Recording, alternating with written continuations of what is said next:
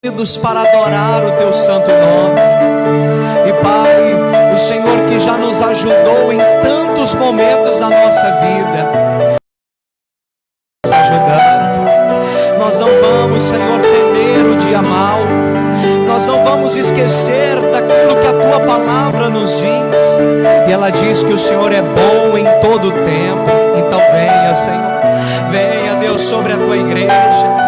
Venha, Senhor, sobre os teus filhos, Pai, que estão aqui clamando, que estão aqui te buscando, que, meu Deus, apesar das lutas, estão dizendo: eu vou chegar lá. Oh, Pai, nós vamos viver sim, nós vamos viver as tuas maravilhas, nós vamos, Senhor, viver o dia da exaltação do Senhor. Oh, comece a confessar isso, meu irmão, comece a dizer isso: eu vou chegar lá, os meus olhos vão contemplar a salvação do Senhor. Diga: os meus lábios relatarão as maravilhas de Deus. Diga: eu vou exaltar o Deus da minha salvação. Oh, em nome de Jesus, eu vou ver o impossível se tornando possível. Esse é o momento, meu irmão, esse é o momento de você usar a sua fé. Um dia o salmista disse: porque está abatido a minha alma, espera em Deus, porque eu ainda o louvarei. É o momento de você dizer isso. Por que estás abatido? Por que estás cabisbaixo? Se todas as coisas cooperarão para o bem daqueles que amam a Deus. Vem, Senhor, oh, em nome de Jesus, eu te peço, vem fazendo o impossível se tornar possível, Pai. Vem agindo naquele coração que é duro. Espírito Santo, somos nós que falamos, somos nós que pregamos, mas quem faz a obra é o Senhor. Alcança, Pai, alcança aquela pessoa que está, meu Deus, cheia de tristeza. Alcança aquela pessoa que está angustiada, que está ferida. Alcança aquela pessoa que está, meu Deus, num ambiente perigoso. É hora, meu irmão, de você orar. É momento de você apresentar e consagrar toda a tua casa a Deus e dizer: Senhor, eu quero. Oh, em nome de Jesus. O Senhor foi o Deus que ouviu as orações de Abraão, e diz a tua palavra que o Senhor livrou a Ló por causa de Abraão. Então vem, Senhor, vem, meu Deus, nessa hora, Senhor. Venha, Jesus, venha para nos encher, venha para derramar sobre nós o teu Santo Espírito. Venha para preencher, Jesus, todo vazio. Oh, aleluias. Eu sei que o Senhor não lança fora aquele que vai até o Senhor. O que nós precisamos é da tua presença. A tua presença nos traz a paz, a tua presença nos traz alegria, ela nos consola, Jesus. Oh, aleluias. Vai dizendo isso para Deus: eu quero mais de ti, Jesus.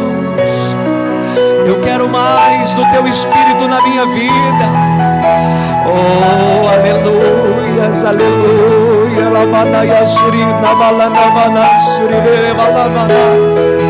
Vem, Espírito Santo.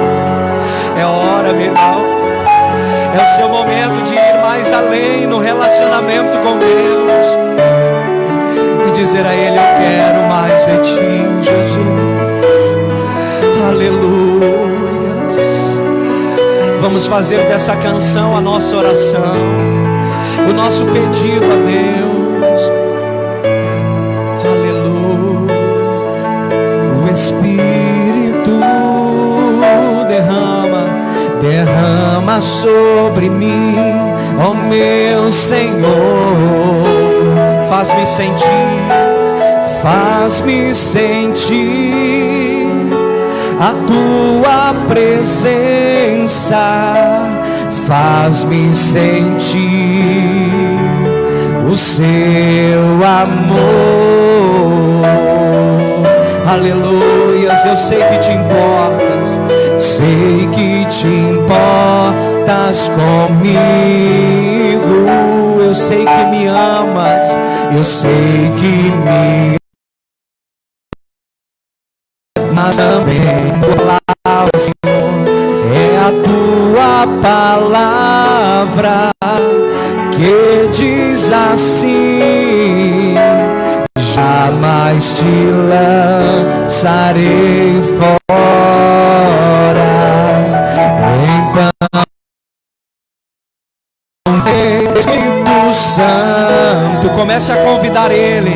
Vem sobre o meu ser, vem sobre o meu ser. Peça para Ele preencher, diga: preenchas o meu vazio e renova, Senhor, e renova o meu viver.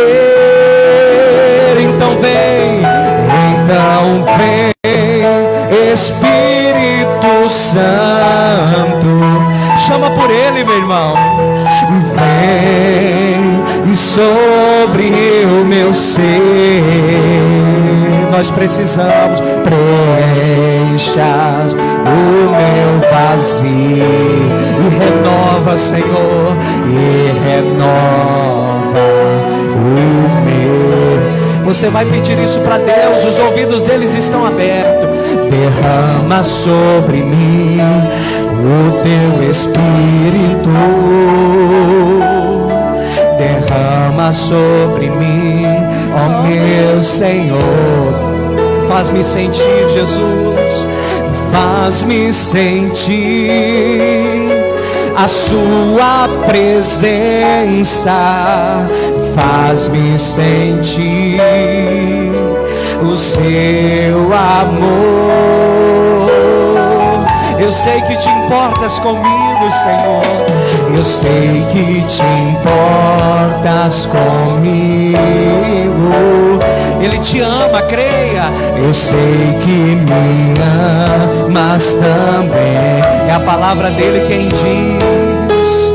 É a tua palavra e que diz assim: jamais te levante as mãos e vamos juntos pedir para Ele e dizer: então vem Espírito Santo. É sobre mim, diz. Vem sobre o meu ser.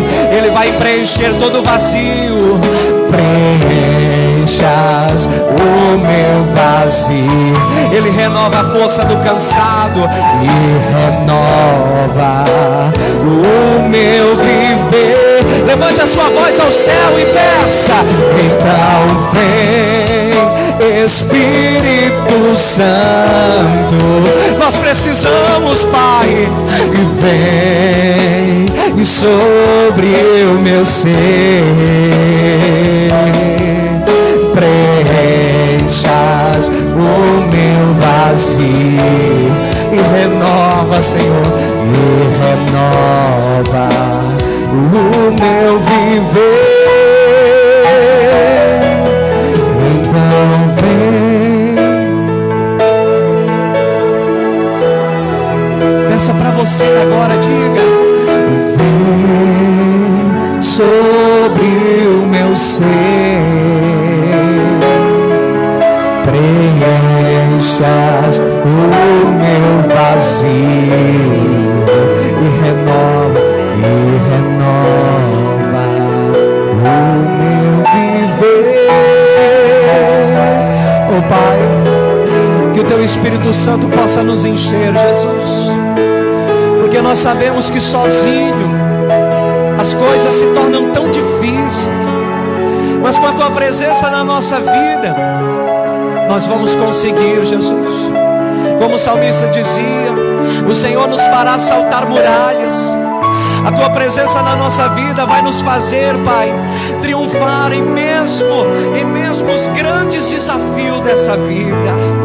E você que crê, diga: Senhor Jesus, o que eu mais preciso nessa vida é da presença do teu Espírito na minha vida, pois só assim, Pai, eu vou conseguir. Diga obrigado, Jesus, e vamos aplaudir ao Senhor Deus bem forte, que Ele é digno, meu. Oh glória, boa noite, meus irmãos, tudo na paz? Vamos sentar, povo de Deus. Sejam bem-vindos à casa de Deus nessa quarta-feira hoje que a gente ora aqui pela família, irmãos. E a gente precisa sempre dessa presença na nossa vida. Lembra, quem estava no domingo me ouviu falar sobre isso. O Espírito Santo, irmãos, ele é aquele que nos guia, ele é aquele que nos direciona, ele é aquele que nos ensina. O Espírito Santo na nossa vida é aquele que nos leva adiante e que nos freia, que nos dá o equilíbrio. Ou seja, se nós não tivermos a presença do Espírito Santo na nossa vida, nós vamos ser, irmãos, uma pessoa comum. Nós vamos sofrer até da mesma forma, ou às vezes até maior, de que sofríamos quando nós não tínhamos uma aliança com Deus. Por quê, pastor? Porque se a gente não tiver o Espírito Santo, quem é que vai ser o nosso alerta? É a dor, é o sofrimento, é as angústias da vida. Muitos de nós, preste atenção nisso, quando nós não tínhamos o Espírito Santo, o que foi que nos trouxe até a presença de Deus? Eu lembro-me quando eu fui para a igreja. Por quê, pastor? Porque eu estava cansado de sofrer, porque eu não aguentava mais, e porque me falaram de que existia um Deus que podia sim me consolar. Ou seja, a maioria de nós fomos para a presença de Deus por aquela célebre frase que as pessoas dizem: quem não vem pelo amor, vem pela dor. Mas não tem como a gente vir pelo amor.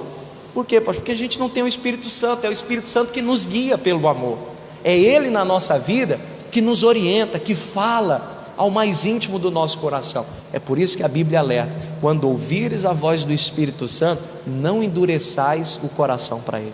E Deus fala lá no seu íntimo. Deus, Ele mexe com você lá no seu interior, e a gente não tem que endurecer a voz para o Espírito Santo, e a cada dia buscar a Ele, dizer: Senhor, eu quero a presença do Senhor na minha vida, eu quero o Teu Espírito Santo. Porque o Espírito Santo na vida de uma pessoa, a gente aprendendo a reconhecer a voz dele, irmão, a gente vai triunfar nessa vida. A gente precisa de ouvidos à voz do Espírito Santo. Amém? Eu quero falar algo com você muito importante. Vamos abrir a Bíblia em Romanos, capítulo de número 12. Vamos lá, Romanos capítulo 12, versículo de número 9. Nós vamos falar de algumas coisas aqui muito importantes, irmãos. Se nós quisermos realmente vivermos em paz, em tranquilidade e desfrutarmos da presença de Deus, a gente precisa observar os ensinamentos aqui na palavra. Eu tenho certeza que isso vai te ajudar bastante, em nome de Jesus. Que você possa pegar tudo isso que Deus vai ministrar ao teu coração hoje, e você comece a colocar isso em prática. Você vai precisar. Talvez você veio hoje aqui precisando de uma resposta, e eu vou te entregar não aquilo que você quer ouvir, mas aquilo que Deus quer te dar. É o que você precisa. Às vezes hoje mesmo eu ministrei essa mensagem aqui, e eu conversando com a pessoa disse: pastor, eu vim hoje aqui todo armado. Mas não foi com faca, com revólver, não. Foi cheio de ideias, cheio de decisões. E depois da mensagem, Deus tirou todas as armas da mão. Porque é assim que a palavra de Deus faz. Amém? Mas vamos ver aqui, Romanos capítulo 12, versículo de número 9. Diz assim: o amor seja não fingido. Romanos 12, 9. O amor seja não fingido. Aborrecei o mal e apegai-vos a quem? Ao bem. Preste atenção aqui agora, irmãos. A gente tem que tomar muito cuidado. Para quê, pastor? Para que a gente não venha viver um amor fingido. Como assim? Você já parou para ver aquele ator, aquelas atrizes, como elas fazem aquela encenação assim tão comovente? É aquele choro. E às vezes você está assistindo lá um filme, alguma série, você jura que realmente aquela pessoa é aquela pessoa, mas a gente sabe que aquilo não passa de uma encenação. É algo, vamos dizer, que não é verdadeiro. Aquilo não é aquela pessoa verdadeiramente. Então, o que significa? O amor fingido, a gente tem que tomar cuidado, para que a gente não venha fazer algumas coisas de uma forma fingida, que não seja realmente lá no profundo do nosso coração. É por isso, irmãos, que a gente não pode, de forma alguma, vamos dizer, ter dupla personalidade. Uma hora nós sermos uma pessoa e outra hora sermos outras. Por quê, pastor? Porque aí a gente vai estar vivendo um fingimento. e isso não surte efeito, a gente tem prejuízo. Vou lhe contar uma história que mostra muito bem isso.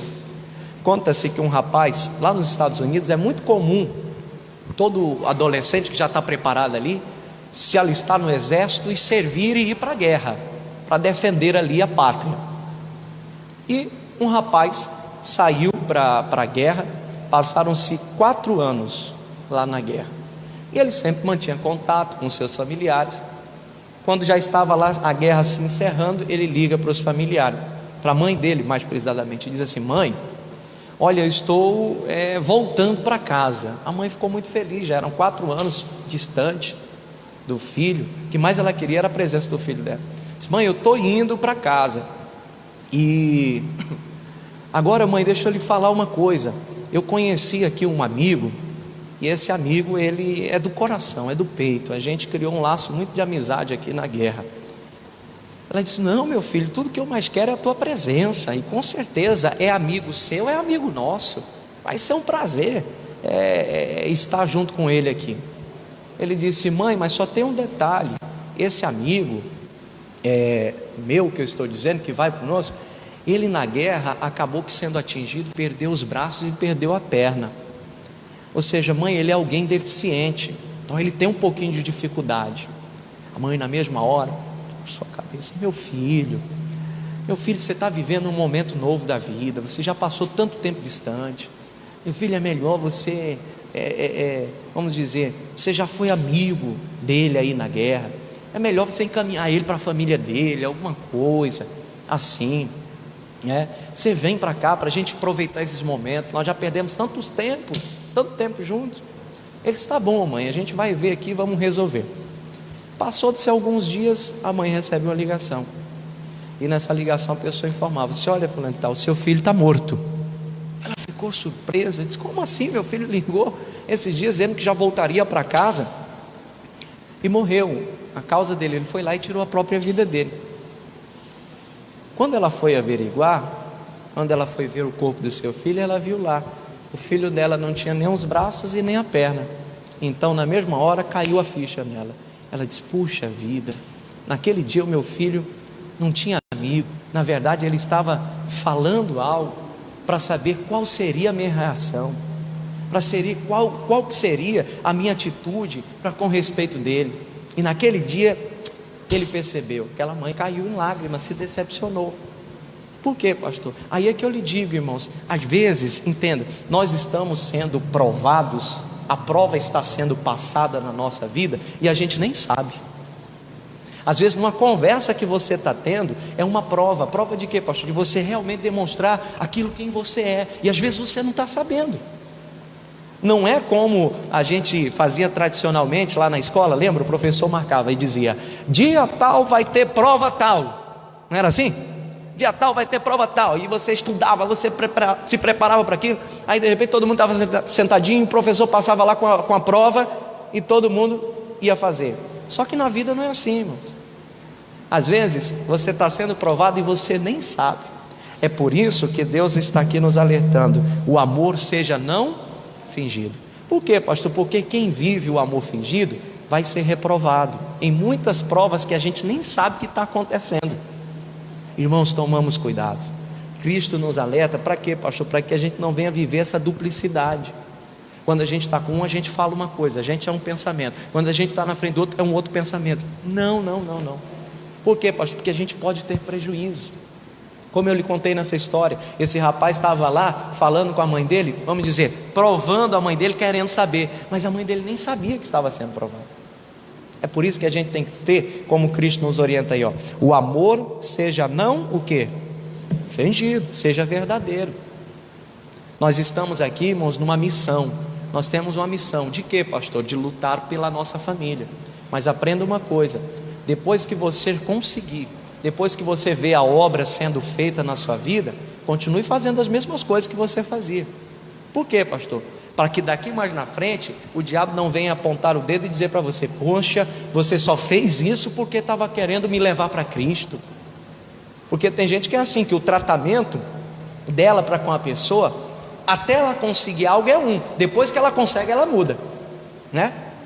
É mais ou menos como alguns vendedores, né? Esses dias eu tive uma experiência. Fui em São Luís comprar um carro lá para minha mãe, e o vendedor me tratou de um jeito até eu comprar. E aí, pastor, e depois que fez a compra, mudou totalmente. E a gente não pode deixar isso acontecer conosco, irmão.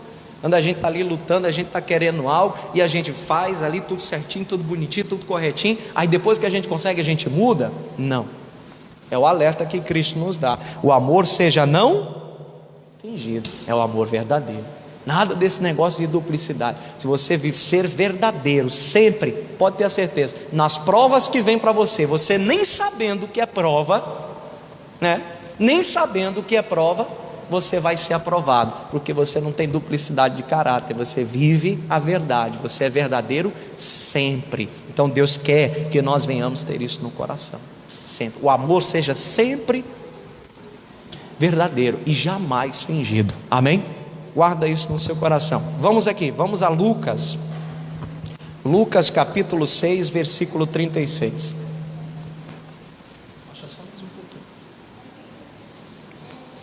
Lucas 6,36. Irmãos, talvez você não ouviu ninguém lhe dizer isso, mas em todo momento você está sendo provado e você nem sabe. E às vezes a gente está sendo reprovado. Coisa séria. Coisa séria. Eu não estou dizendo aqui que a gente deve agora ficar, não tem aquela famosa, vamos dizer, estratégia. Tem gente que diz assim: eu vou testar fulano de tal. Não precisa você ficar testando as pessoas. O dia a dia, irmãos, já é um teste. O dia a dia já é uma grande prova. O dia a dia já é um grande teste. As lutas já são testes. Você não precisa ficar provando ninguém. Não faça isso não, que isso é muito perigoso, né? Tem gente que não, eu vou lançar essa isca aqui, vou ver o que fulano faz. Não. O dia a dia, irmãos, ele mostra tudo aquilo que está dentro do coração de um homem, de uma pessoa. Então a gente tem que ficar atento, tem que ficar ligado. Por quê, pastor? Seguiu o conselho do Senhor: meu amor não vai ser fingido, eu não vou ter duplicidade de caráter. O que eu sou na frente de um, eu sou na frente do outro. É isso. Às vezes a gente fica com essa ideia: eu quero agradar todo mundo, pastor, eu quero ser bonzinho com esse, eu vou agradar o Deus Todo-Poderoso. Eu não vou ser fingido, não vou ter duplicidade, eu vou seguir o caminho da verdade. Olha só, Lucas capítulo 6, versículo 36. Quem encontrou e diga amém, Jesus. Ixi, ninguém encontrou não? Lucas 6, 36, diga amém, Jesus. Eita glória, vamos lá. Diz assim, sede, pois, misericordiosos, como também vosso Pai é misericordioso. Vamos ler novamente? Sede, pois, misericordiosos, como também vosso Pai é misericordioso. Irmãos, você acredita que se não fosse a misericórdia de Deus na nossa vida, a gente não estava aqui? Não estava não. Imagina se Deus, irmãos, fosse implacável conosco. Imagina que se nós, diante do primeiro erro, de uma primeira falha, Deus já fosse implacável e dizer: acabou, você vai sofrer, você vai pegar a pena, você é o culpado.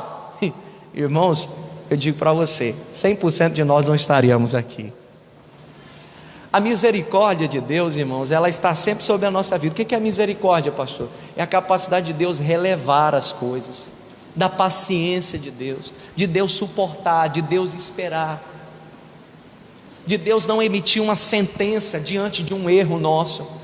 Então Deus é misericordioso, Deus é. E ele diz aqui, que misericórdia não é só coisa de Deus. Ele está dizendo: sede vós também o quê? A gente precisa aprender a exercer misericórdia, porque se a gente viver, irmãos, dessa forma, vamos dizer, diante de um erro, diante de uma falha, que um amigo seu, um parente seu, um familiar seu, alguém que ali que está teu convívio, vamos dizer, pisa na bola com você e você já foi implacável, você vai ficar sozinho na vida. Vai, pastor, vai. Porque se você ficar buscando perfeição, você vai ficar isolado e vai se decepcionar. Por quê, pastor? Porque isso não existe. Não existe. Não estou dizendo que a gente deve ser passivo com os erros dos outros, de forma alguma, mas a gente tem que aprender, irmãos, que as pessoas falham, que as pessoas erram, inclusive nós. Inclusive nós, às vezes a gente diz assim: pastor, mas eu não faço isso. Irmãos, para a gente chegar na posição que hoje a gente está, vamos dizer, com Deus, a gente já bateu muita cabeça com Deus, a gente já ficou muito duro com Deus, a gente já relutou muito com Deus, e Deus teve uma paciência, uma misericórdia tremenda para mim com você. Pode ter certeza disso, porque olha só, vamos lá, Lamentações, capítulo 3, versículo 22. Onde é que fica Lamentações, pastor? Vou te ajudar. Você vai lá em Jeremias, você vai achar Jeremias. Depois de Jeremias você vai encontrar Lamentações. Lamentações está entre Jeremias e Ezequiel. Capítulo é o número 3. O versículo é o de número 22. Misericórdia, irmãos, não é só Deus que exerce. Ele faz esse pedido para mim e para você, para a gente ser misericordioso com as pessoas. Não tem aquele pessoal que nos chateia? Tem aquele pessoal que é chato? Tem ou não tem, irmão? Você conhece gente chata, assim ou não? Você não conhece não, irmão? Eu conheço. Tem gente que é chata, irmão, que dá dor de cabeça, que dá trabalho. Mas sabe o que Deus pede? Seja misericordioso. Por quê, pastor? Porque eu e você também damos muito trabalho para Ele. A gente dá muito trabalho para Ele. A gente, às vezes, Deus já aperfeiçoou algumas coisas na nossa vida, e a gente fica ali se achando certinho, às vezes até melhor do que os outros.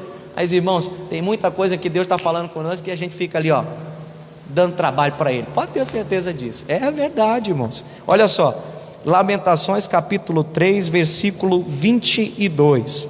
Está escrito assim, as misericórdias do Senhor são a causa de não sermos o quê? Irmão, se não fosse ela se não fosse ela, a gente já tinha sido consumido. Mas eu, pastor? Cada um de nós.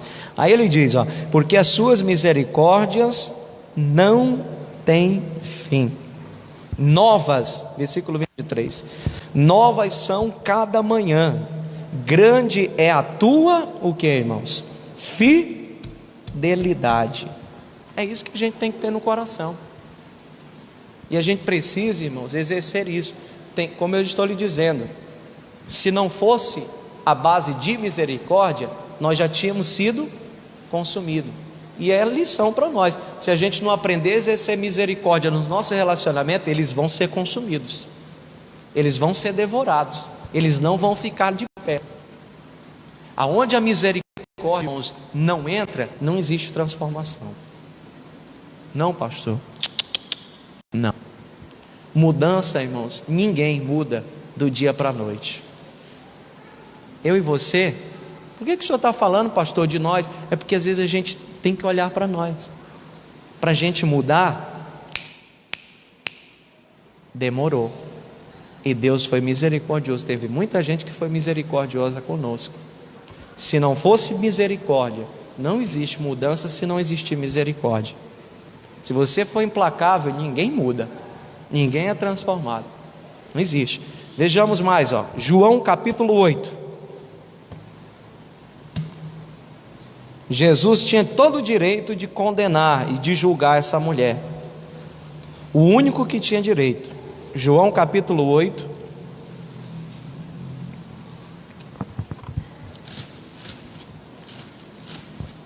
versículo de número 1.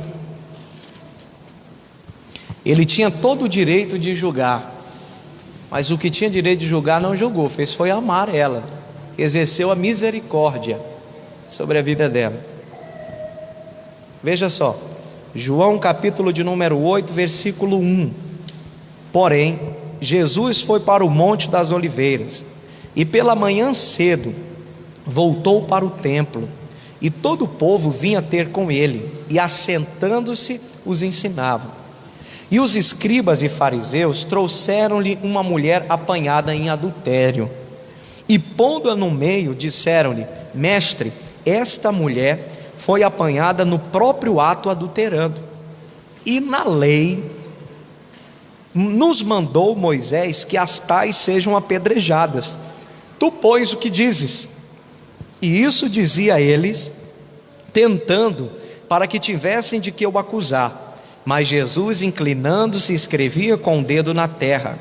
E como insistisse, perguntando-lhe, endireitou-se e disse: aquele que dentre vós estar sem pecado, seja o primeiro que atire pedra contra ela. E tornando a inclinar-se, escreveu na terra. Quando ouviram isso, saíram um, a começar pelos mais velhos até os últimos. Ficaram só Jesus e a mulher que estava no meio. Versículo 10. E endireitando-se Jesus, e não vendo que ninguém mais do que a mulher, disse-lhe: mulher, onde estão aqueles teus acusadores? Ninguém te condenou? 11. E ela disse: ninguém, Senhor. E disse-lhe Jesus: nem eu também te condeno. Vai-te e não peques mais. Ou seja, Cristo, irmãos, já tinha, vamos dizer, Cristo tinha todo o direito, mas o que foi que ele fez? Liberou o perdão. Não foi implacável com aquela mulher, não foi. Os religiosos: mas está escrito, é lei, é a palavra, foi Moisés quem disse. E Jesus a fez com eles, irmão, exatamente isso que a gente está vivendo. Quem é que não tem pecado que atire a primeira pedra? Aqueles homens, irmãos, foram humildes, eles largaram as suas pedras. Por isso que eu lhe disse: se você está com pedras nas mãos, largue elas. Pastor, fulano já falhou muito, pastor, o senhor não entende. Se você está com pedra nas mãos, que as palavras de Cristo possam constranger você, que você deixe elas. Aqueles homens naquele dia deixaram. Na hora que Cristo disse: quem é que não tem? Eles refletiram, eles pararam, analisaram: verdade, falhamos. Eles deixaram a pedra. E aí Jesus exerceu a misericórdia na vida daquela mulher. Se não tivesse tido misericórdia, tinha tido morte. E aonde tem morte, o diabo é que gosta. Por isso que eu estou lhe dizendo: aonde existe a misericórdia, entra a transformação. E aonde não tem misericórdia, pastor? Há luto, há choro. Era o que aconteceu naquele dia. Amém? Que você possa guardar isso dentro do seu coração. Amém? Para encerrar, veja só, 1 de João. 1 de João, capítulo 4, versículo 10. Pode encerrar. 1 de João, capítulo 4, versículo 10.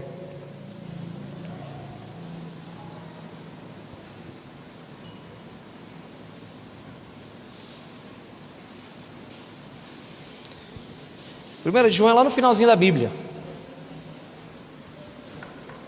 Capítulo de número 4, versículo 10.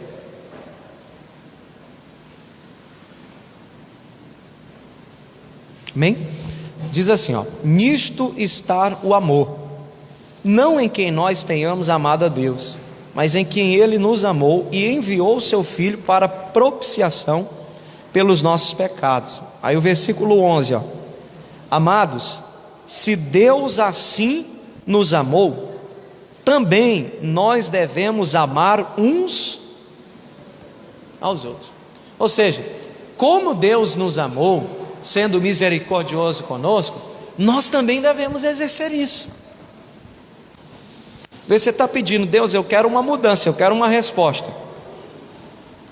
Pastor, estou cheio de pedras na mão, estava com o coração cheio para me descarregar em cima daquela pessoa. Sejamos humildes. Misericórdia não é só coisa de Deus. Jogue as pedrinhas assim do lado e continua, porque onde existe misericórdia existirá a vida. Amém? E enquanto existe misericórdia, ainda existe chance de mudança. Se você decidir acabar com as misericórdias na tua família, as chances se acabaram. É coisa séria. Olha como Deus é tão bom. Aquele que é responsável para manter as chances de uma transformação, o único responsável para manter se vai ter chance ainda de transformação não é ninguém, é eu e você. Agora às vezes a gente está cheio de si, e não é isso que Deus quer. Amém? Vamos orar, vamos se colocar de pé. Pastor, eu estava com pedras na mão. Quem foi que lhe contou? Deus sabe, irmãos. Ah, eu cheio de pedras, pastor. Deus sabe. Você possa lançar as tuas pedras fora, porque se você lançar as tuas pedras, você pode ter certeza, a misericórdia de Cristo, ela vai se estender, e aonde existe misericórdia, ainda existe chance.